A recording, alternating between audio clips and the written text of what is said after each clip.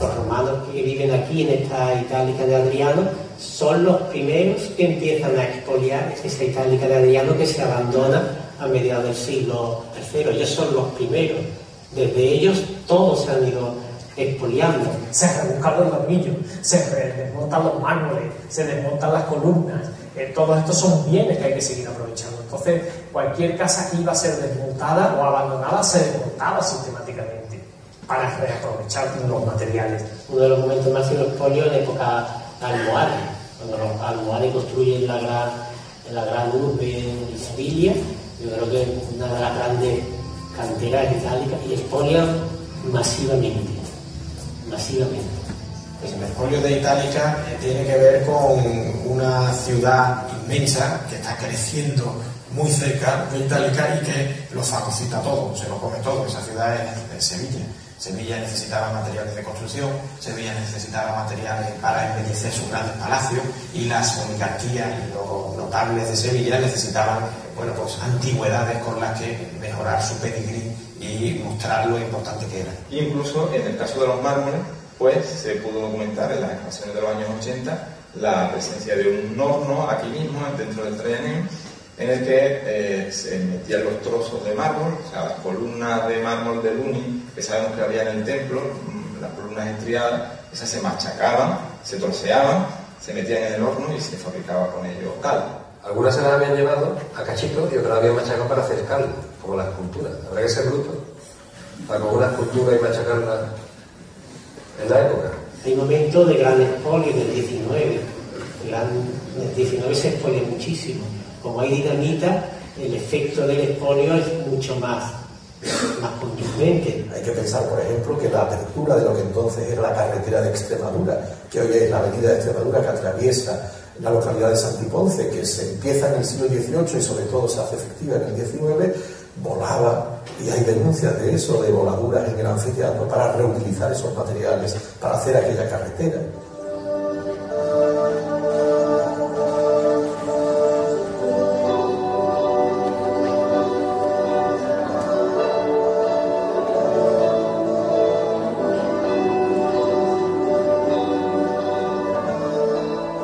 Cuando hablamos de los mosaicos de Itálica y su importancia, tenemos que hablar de los mosaicos que hoy día tenemos de Itálica conservados, pero por desgracia también tenemos que hablar de los mosaicos que han desaparecido. Porque hay una gran parte de mosaicos, decenas de mosaicos, que han sido vistos, han sido disfrutados efímeramente por un poco de tiempo y han sido destruidos después porque no existían las técnicas ni la de extracción, de conservación, sino era más que nada la fruición por verlos, dibujarlos. En aquel momento hablamos de fines del 18, 19. Voy a citar el del mosaico del circo hecho por Laporte, el francés. Era un mosaico muy grande que apareció dentro de lo que hoy es Santiponce, y la Comisión de Monumentos entonces puso un guarda y lo cercaron. El guarda metió cerdos en ese cercado y los cerdos levantaron el mosaico y desapareció. Y lo único que quedó del mosaico fue el cercado. A mediados del siglo XIX, Ivo de la Cortina, que estaba excavando, encontró varios mosaicos importantísimos, como el grande, el llamado grande, el de las musas. Esos mosaicos han desaparecido, solo queda su representación gráfica. En aquellos momentos sacar un mosaico y dibujarlo era ya una manera de conservarlo, como si fuera para nosotros una fotografía. Estamos conservando un instante, no tanto la materialidad, como nosotros tenemos ahora el concepto de conservación. Demetrio de los Ríos, un investigador fundamental en la historia de Itálica, de la recuperación arqueológica y arquitectónica de Itálica, excavó entre 1872 y 1874 y encontró una veintena de mosaicos, geométricos y figurativos, todos desaparecidos.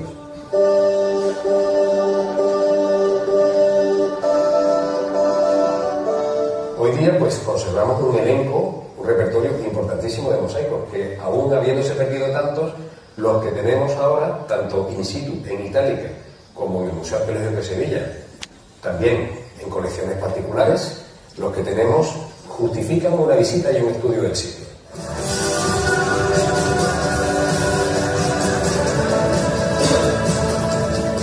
A pesar del expolio, Itálica no perdió nunca su aura legendaria.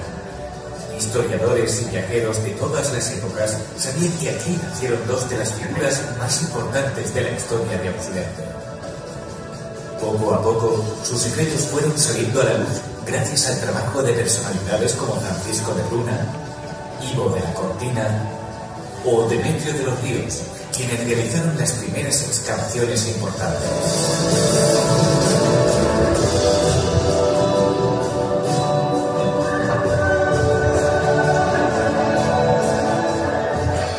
El siglo XX supuso la revalorización definitiva del conjunto arqueológico tras siglos de abandono.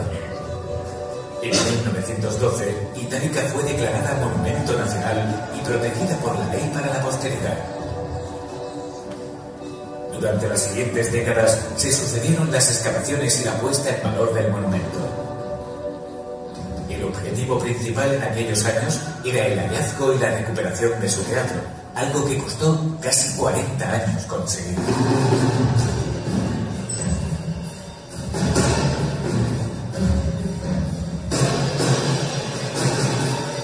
Las obras de recuperación de un teatro, el de Itálica por lo menos, casi se pueden parangonar, salvando las diferencias, con las obras de una catedral, ¿no? Se decía siempre, esto va a durar más que las obras de una catedral. Las primeras referencias al teatro son del padre Ceballos.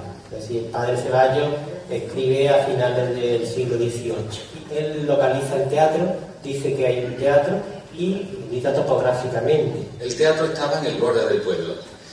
Solamente emergían unas pequeñas gradas de tendencia circular y ya en los años 40 pues hubo algunos autores que dijeron este debe ser el teatro, pero el teatro, como es una concavidad hacia abajo, había ido creciendo en las tierras, había ido sepultándolo y encima pues lo habían colonizado las casas de Santiponce. Mi primera visión del teatro fueron unas gradas de piedra en un corral de una casa. No muy lejos de allí, en 1900 había aparecido, un poco más arriba, la escultura de Diana que está en el Museo de Sevilla. Y cuando mirábamos la fotografía aérea de ese lugar, se veía perfectamente que había una calle semicircular que bordeaba toda la parte exterior. O sea que el edificio del teatro estaba cubierto de casas, pero la forma se había fosilizado en la construcción de esas casas. A mí me correspondió, cuando empezamos a hacer las primeras excavaciones en el teatro, a ir adquiriendo casas poco a poco y delimitando el espacio que se tenía que excavar para recuperar el edificio. Eso supone también afecciones al municipio, que ve que calles que antes existían ahora no existen, hay que ir transformando el urbanismo. Fui el primero que, sin haber todavía ley de memoria histórica, eliminó una calle a un general franquista, porque la calle circular a la que me he mencionado y que desapareció cuando tiramos todas las casas se llamaba Villamestray.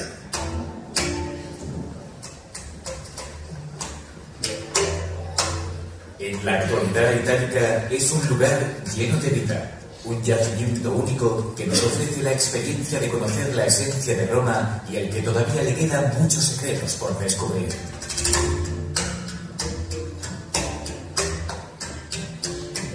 Itálica, como estamos viendo, es una ciudad viva que está abierta a la visita, a las actividades.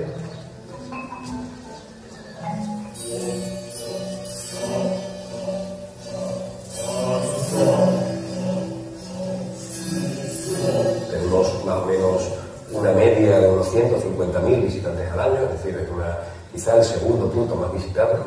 Llama la atención el interés que tiene la sociedad actual por algo tan añejo, no solamente los mosaicos, quieren saber también cómo funcionaba todo. Itálica va a ser una sorpresa absoluta. A mí me gusta pensar lo siguiente: se han hecho dos grandes excavaciones a lo largo de la segunda mitad del siglo XX en Italia.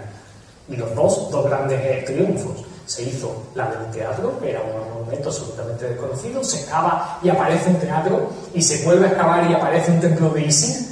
Y la segunda gran excavación, el templo de culto imperial, el Traianeum, se excava y aparece un templo de unas dimensiones gigantescas de dos monumentos de primerísimo orden. Hay un sitio en que debemos empezar a excavar ya. sabemos que al lado de las termas mayores existe una palestra. Eso tiene que acabarse. La posibilidad de tener un gimnasio griego, que es la conjunción de palestra y termas, lo que conforma un gimnasio griego en Occidente de tamaño imperial, eso necesitamos conocerlo ya. Y ahora, desde luego, lo que sí hacemos es que cada vez que investigamos en un lugar, en un punto de Itálica, trabajamos también en la conservación y en la puesta en valor de ese punto. En definitiva, protegerlo, porque no es un legado nuestro, sino que es un legado de la humanidad, que nosotros solamente somos sus custodios y tenemos esta obligación de dejarlo en buenas condiciones para las generaciones futuras. Esta es Itálica, un gigante de nuestro patrimonio que ha sobrevivido a los siglos para contarnos su historia, una historia que nos pertenece a todos.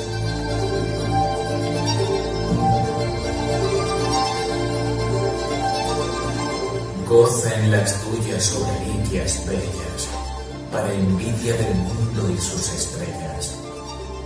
A las ruinas de Itálica, Rodrigo Caro.